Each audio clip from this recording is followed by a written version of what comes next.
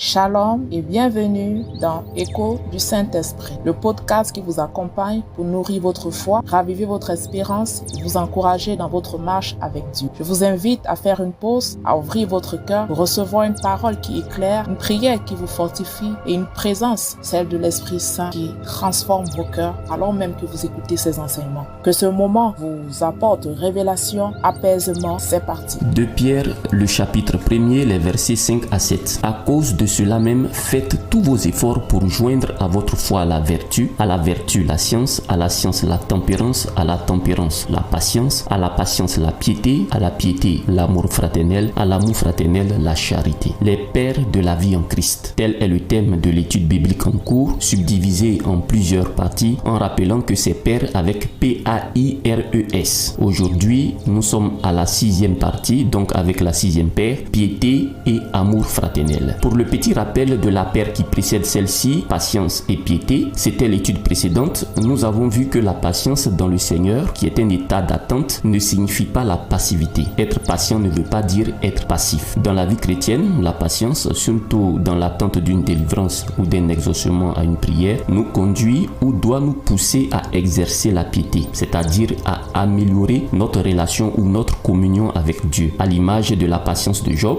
aussi cité en exemple par l'apôtre Jacques 5 verset 11, nous avons conclu que la piété, en la joignant à notre patience, transforme celle-ci en une adoration silencieuse et puissante pour déclencher notre délivrance ou notre exaucement. Chères sœurs, chers frères, shalom. Joindre à la piété l'amour fraternel. C'est le sous-thème de l'étude de ce jour, tiré de notre texte de base de 2 Pierre 1, les versets 5 à 7. La paire piété et amour fraternel se trouve au verset 7. La piété, en grec eusébia, comme nous l'avons vu, se réfère à une dévotion ou à un respect profond envers Dieu ou les choses sacrées. Autrement dit, c'est l'amélioration de sa communion avec Dieu. C'est une détermination à se rapprocher de Dieu. Pour définir l'amour fraternel, il s'agit d'un amour qui dépasse les liens familiaux biologiques pour inclure tous les êtres humains. Cet amour est souvent associé à la solidarité, à l'empathie ou le souci du bien-être des autres. Dans notre contexte, dans le contexte chrétien, cet amour est vu comme une expression de l'amour de Dieu pour l'humanité, que les individus sont appelés à imiter en aimant leur prochain. Dans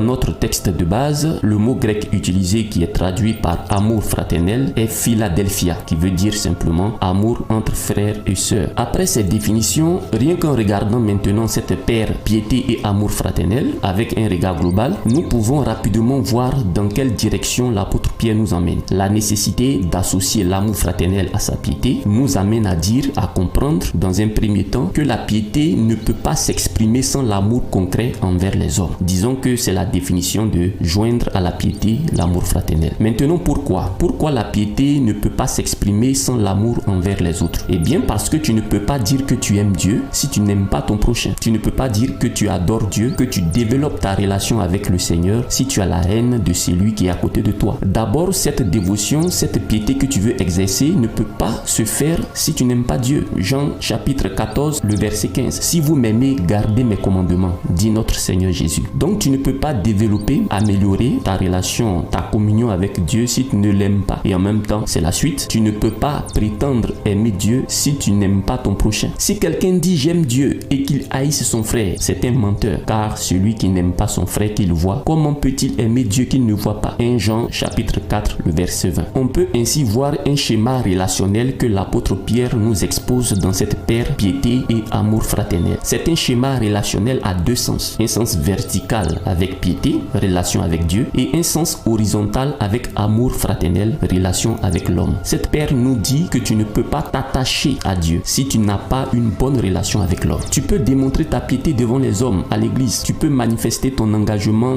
dans les activités de l'église, dans ton assemblée. Tu peux être assidu, toujours à l'heure, toujours présent, ponctuel au rendez-vous de ton église, de ton assemblée. Mais si tu as de la haine, si tu as du mépris envers ton prochain, envers ton frère, envers ta sœur, envers les hommes en général, ta piété est vide de sens. Une piété sans amour fraternel produit de l'hypocrisie religieuse, disons de l'hypocrisie spirituelle. Tu es toujours zélé à donner ta dîme et tes offrandes à l'église, au Seigneur alors que tu es dans un conflit avec quelqu'un. Tu es un hypocrite ou une hypocrite spirituelle. Si donc tu présentes ton offrande à l'autel et que là tu te souviennes que ton frère a quelque chose contre toi, laisse là ton offrande devant l'autel et va d'abord te réconcilier avec ton frère. Puis reviens présenter ton offrande. Matthieu chapitre 5, les versets 23 à 24. Ma soeur, mon frère, si tu es en palabre avec quelqu'un, ta dévotion à Dieu, ta piété est vaine. Il faut régler tes relations, tes rapports avec les autres. Tu vas dire, moi, je n'ai pas de problème avec les gens. Je m'entends avec tout le monde. J'aime tout le monde. Ok, mais eux, tes ennemis, et ceux qui t'ont fait du mal, et ceux qui t'ont torturé, et ceux qui t'attaquent, est-ce que tu les aimes? Est-ce que tu peux arriver à les aimer? Parce que Dieu les aime au même moment et de la même façon qu'il t'aime. Ça, c'est un message que beaucoup n'aiment pas écouter, que beaucoup n'aiment pas entendre. Non, œil pour œil, dent pour dent. Il faut que ceux qui veulent nous tuer meurent. Il faut détruire ceux qui nous maudissent. Et tu crois que tu as raison. Mais les Israélites aussi croyaient qu'ils avaient raison, qu'ils devaient détester leurs ennemis, qu'ils devaient haïr ceux qui les maudissent. Cependant, Jésus est venu corriger cela. Il est venu corriger cette mauvaise compréhension de la volonté de Dieu. Matthieu 5, les versets 43 à 45.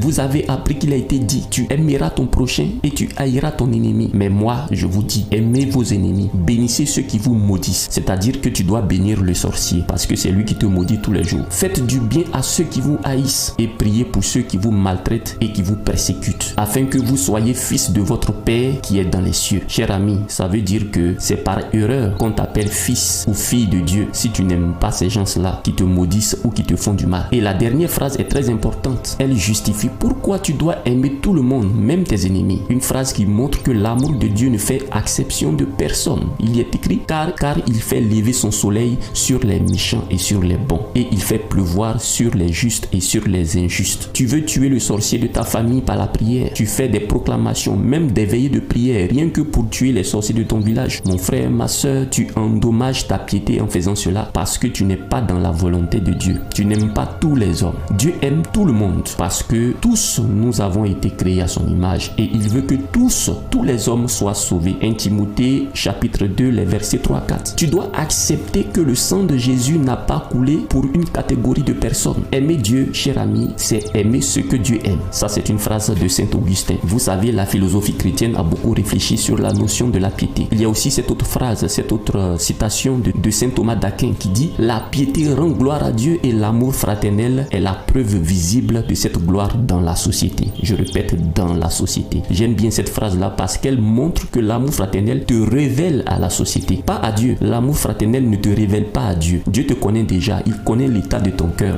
dans ta piété. Dans ta piété là, ce sont plutôt les hommes qui ont besoin de voir la gloire de Dieu par tes rapports, par tes relations avec eux. Tu es tellement pieux, tellement pieuse que tu es devenu mystérieux, mystérieuse dans ton quartier. Quand les gens te voient, quand les gens te regardent, ils ont peur. Tu ne parles à personne. Tu passes comme du vent. Tu négliges certaines personnes dans ton quartier, dans ton travail. Tu refuses de saluer certaines personnes. Tu ne te sens bien que quand tu es à l'église, quand tu parles avec tes frères et sœurs en Christ. Une fois que tu sors de l'église, c'est fini. Tu deviens comme un robot. Tu marches. Tu ne regardes ni à gauche ni à droite pour éviter même d'avoir des interactions avec les autres. Tu refuses de respecter ceux que tu appelles les mauvaises personnes qui ne sont pas convertis. Mais comment ils vont voir la gloire de Dieu au travers de ta piété s'il n'y a pas d'amour fraternel avec eux? Être pieux, ce n'est pas se couper ou se séparer des païens. Ce n'est pas les mépriser. Quelqu'un pouvait dire la piété enseigne le respect de Dieu, l'amour fraternel enseigne le respect mutuel. Tu peux être de bonne foi aussi, cher ami, oui, mais sache que souvent dans la société surtout, la piété isolée peut être mal comprise. On peut voir cela comme du fanatisme